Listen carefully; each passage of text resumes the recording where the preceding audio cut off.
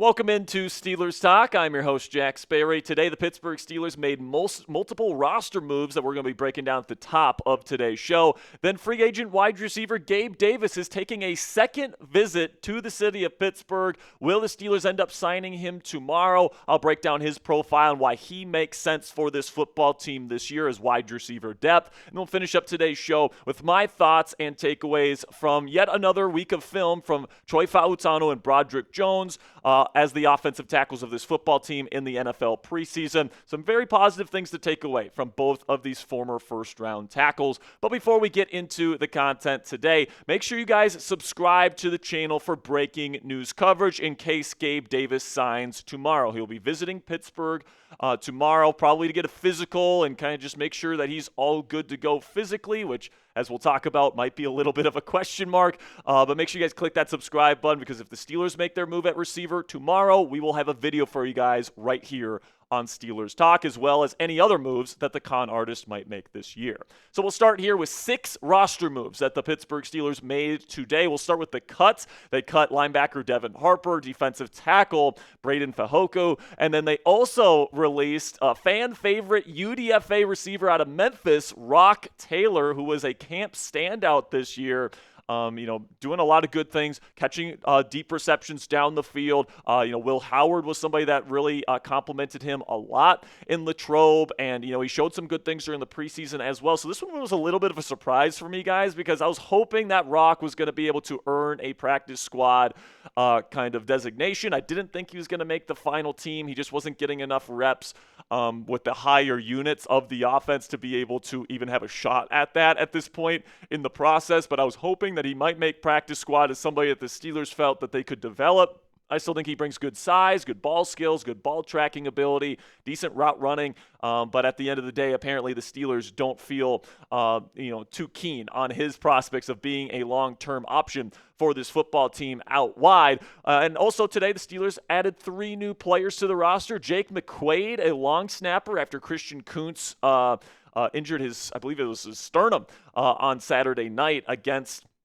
the Tampa Bay Buccaneers. They also bring in cornerback Cam Alexander, a second-year player out of Oregon, I believe, and then Julian Pearl, formerly with the Cleveland Browns last season, an offensive tackle, has been added to the roster as well. I would say all these guys are probably long shots to make the roster. McQuaid probably has the best chance just because Christian Kuntz may not be ready for week 1, even though Kuntz said today after practice that his goal is to be ready to go week 1 when this team plays the New York Jets. But maybe the biggest news of the day so far, guys, that Adam Schefter reports that former Jaguars and Bills wide receiver Gabe Davis is flying back to Pittsburgh today and is scheduled to visit the Steelers on Tuesday for a second time this offseason. Per source, Steelers continue seeking wide receiver help. So you take a look at Davis's profile here. Still very young at just 26 years old.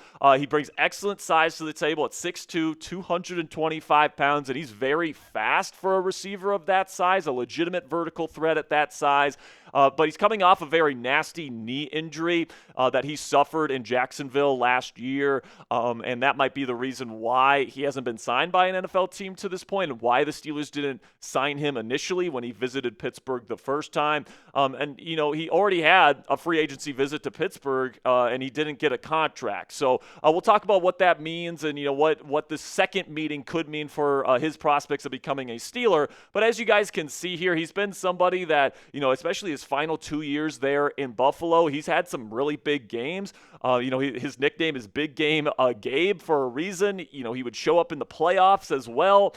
Somebody that's a downfield threat. Josh Allen, with his incredible arm talent and arm strength, was able to bomb the ball down the field to this guy on post routes, on go routes, and that's why he had so much success with him, averaging around over 16 and a half yards per catch when he was in Buffalo those last 2 years. Got 7 touchdowns those seasons as well, would get close to 50 receptions interceptions, but last year in Jacksonville just didn't really get it going with Trevor Lawrence. He had a bit of a drop issue last year, as well as he's kind of had throughout his NFL career, and that's kind of where we can begin with the cons on his profile, guys. I don't think he has great ball skills. You might think because he's a big body guy, that he might be like a really good 50-50 ball winner, a contested catch winner, but that's not really his skill set, guys. He does have bad drops on his film. When in contested situations, he doesn't come down with a good percentage of those opportunities, but he's got excellent size. He is an elite run blocker. That is one thing that Gabe Davis will bring to the table here to Pittsburgh, is an elite run blocker, which would be important to offensive coordinator Arthur Smith. He's got excellent long speed, and because of that, he's got some really great deep threat ability and the ability to separate down the field. But some of the other cons here, he's got a limited route tree, kind of similar to DK Metcalf, where there's certain types of routes that he runs really well, but others that just his size, he's not able to really execute at a high level. He's not really going to get open for you a lot in the short to intermediate game. He's more of a true vertical threat. And he does have injury concerns as well, like we talked about with that knee. So I would say he's a replacement level X-wide receiver. If you're in a pinch and you need somebody out there, he can fill that role. But with his knee issues, with his lack of ball skills, all those different things, I would say that he's probably a really good backup X-wide receiver. And I think that's exactly why he makes sense for the Pittsburgh Steelers, because right now the Steelers have their X receiver in DK Metcalf, but a big vulnerability with the group as it stands right now is what the heck happens if DK Metcalf goes down with an injury. So you guys can take a look at this potential wide receiver room. If the Steelers sign Gabe Davis tomorrow, you got DK Metcalf, Roman Wilson, and Calvin Austin III. I think those three would still be your quote-unquote starting rotation here in Pittsburgh, but then Gabe Davis and Scotty Miller would pretty much be your true backup receivers, depending on who would get injured and all that. Then Ben Skoranek would also be in the mix, but kind of like how Miles Killebrew is technically a safety, but he's really a special teams ace. Ben Skoranek would have a very similar role with the Pittsburgh Steelers. He might get in, here and there as a blocking specialist, but he'd be mostly a special teams player. So coming up here on Steelers Talk, I'm going to explain what Davis's potential role will be with the Pittsburgh Steelers here and why that role makes sense for the Pittsburgh Steelers heading into the 2025 season. But first, a word from our sponsor today at Ethos. Today's Steelers Talk video is brought to you by today's sponsor, Ethos. Guys, before I started here at Chat Sports the summer before, my family lost my late grandfather. And as you tend to do when you lose a loved one, you begin to think about your own mortality and what would happen to the people dependent on you if something were to happen. With today's sponsor, Ethos, your family is protected. Cassie and I are getting married soon, and shortly after that, I imagine we'll buy a house and start having some kids. If something were to happen to me, I want the last thing the people I love to worry about is being able to pay the bills, so I trust Ethos to keep them protected. Ethos is an online platform that makes getting life insurance fast and easy to protect your family's future in minutes, not months. There is no complicated process, and it's 100% online. There's no medical exam required, and you just answer a few health questions to get a quote in as little as 10 minutes. Protect your family with life insurance from Ethos today. Get your free quote at ethos.com/NFL Daily. That's ethos.com/NFL Daily to get your free quote today. A big shout out to Ethos for sponsoring today's edition of Steelers Talk. Guys, when it comes to Gabe Davis's role in the Steelers offense, if he ends up getting signed here, is that it's pretty much going to be a backup role, specifically for DK Metcalf's role as the X-wide receiver in the Steelers offense. All right, he's not going to be coming in here to be a full-time starter, at least I don't think. I think that the Steelers really like Roman Wilson and they like Calvin Austin III. And this is kind of the way that I see this dynamic working if they sign Gabe Davis and add him to this room. All right, first of all, I think that the starters would be DK Metcalf, Roman Wilson, and Calvin Austin III. Jeremy Fowler from ESPN reported yesterday that the Steelers view Roman Wilson as a starting level wide receiver.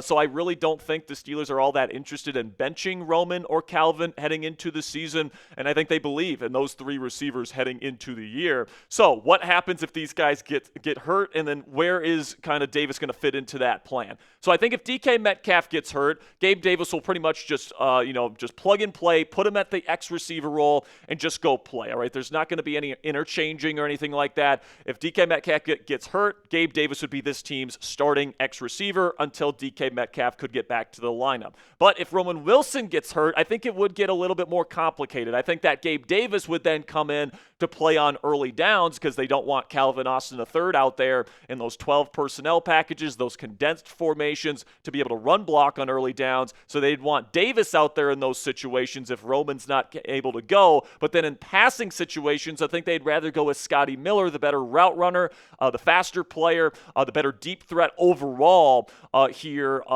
in those passing situations. Now, they might share reps in those passing situations, and Davis might take more of the reps if Roman gets hurt, but I think that will be a split. And then if Calvin Austin, kind of the smaller, kind of passing down specialist, gets hurt in this offense, guys, I don't think Gabe Davis would be the next guy up. I think it would actually be Scotty Miller to fill in that role because DK and Roman would still be the top two guys in the rotation in terms of getting the most snaps. And then when they go to those pass-heavy situations, Scotty still is the better option in terms of the route running, in terms of all the things that he brings to the table as opposed to Gabe Davis, at least in my opinion. So I think that's the way that the dynamic would work, where Davis would essentially be a backup. Now, even as a wide receiver 4, which is pretty much what he would be here in Pittsburgh if he signs, expect him to rotate in, all right? Short yardage situations, goal line situations. I think that his run blocking ability and his size can be of value in those types of situations. So even though I would classify him as the wide receiver 4 because he would probably get the 4th most snaps out of the receivers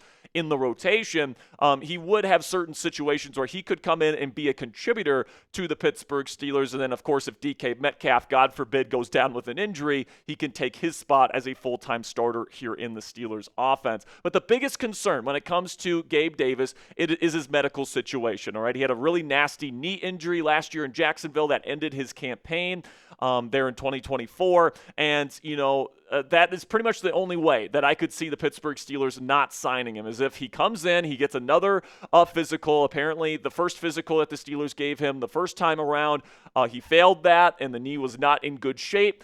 This time around, I think the only way the Steelers don't sign him, because it's a second visit to Pittsburgh, is if the medicals still aren't showing good things on the part of Gabe Davis. So I think that if those medicals check out, he will sign and he will be a member of the Pittsburgh Steelers as of tomorrow. But you might be saying at home, Jack, why not sign Amari Cooper? Isn't Amari Cooper a better overall wide receiver than Gabe Davis right now? I would say absolutely. Amari Cooper just, on paper is a much better overall receiver and a more valuable receiver than a guy like Gabe Davis is. But I think the Steelers have their reasons for not targeting Amari Cooper this offseason and going into the 2025 campaign. The first reason is the lack of run blocking in Amari Cooper's game. He's always been somebody that's really not taken run blocking seriously, and that's not something that I think Arthur Smith is particularly fond of. If he comes here and he's this team's wide receiver too, he's going to be asked to run block a lot, and he's going to be asked to do a lot of things that maybe he doesn't want to do. So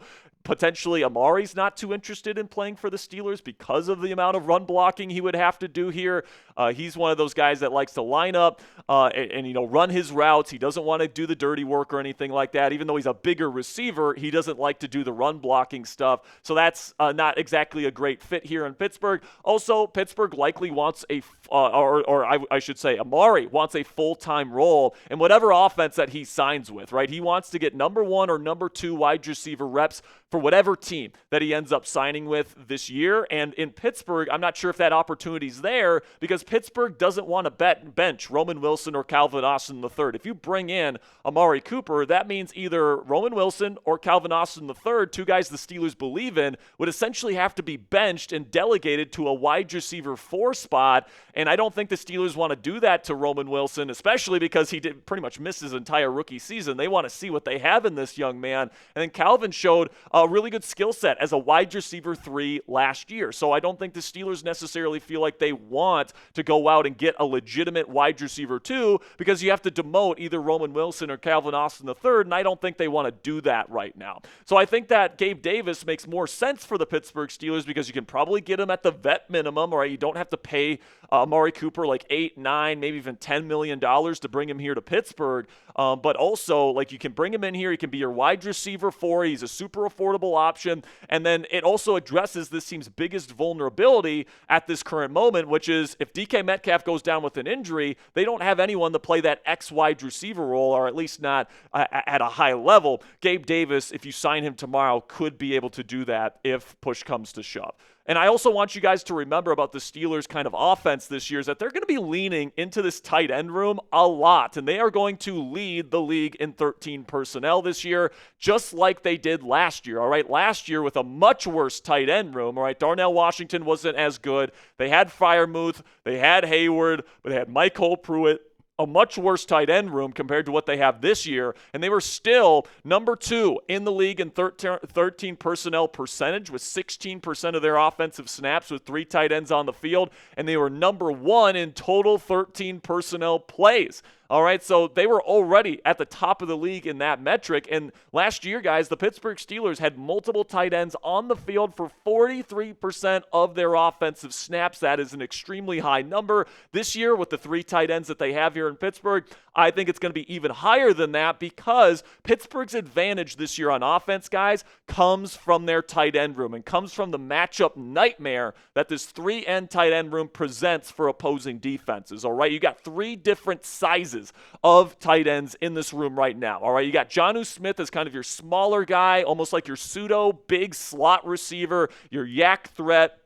Then you got Pat Freiermuth as your mid-sized guy, your possession tight end, someone that you can put in line, maybe not the best blocker in the world, but he's serviceable in that regard. And then you have Darnell Washington, who's like your 6th offensive lineman out there, which is going to give you an advantage in the run game, but he also brings an incredible mismatch ability in the red zone and running seams, down the seams there against cover 3. So, this is a really good dynamic that the Pittsburgh Steelers have in this tight end room, and they're going to want to put these 3 guys on the field at the same time a lot here in 2025, all right? So when people talk about this wide receiver room and, there's not enough depth and all this different stuff, we don't have a star wide receiver too, that's perfectly fine because you've got this 3-headed monster here at tight end. It's going to force defenses to play heavier and slower, which is going to open up opportunities for Jonnu Smith. It's going to open up opportunities for Jaylen Warren. It's going to open up opportunities for DK Metcalf out in space, and it's going to really give this Steelers offense their competitive edge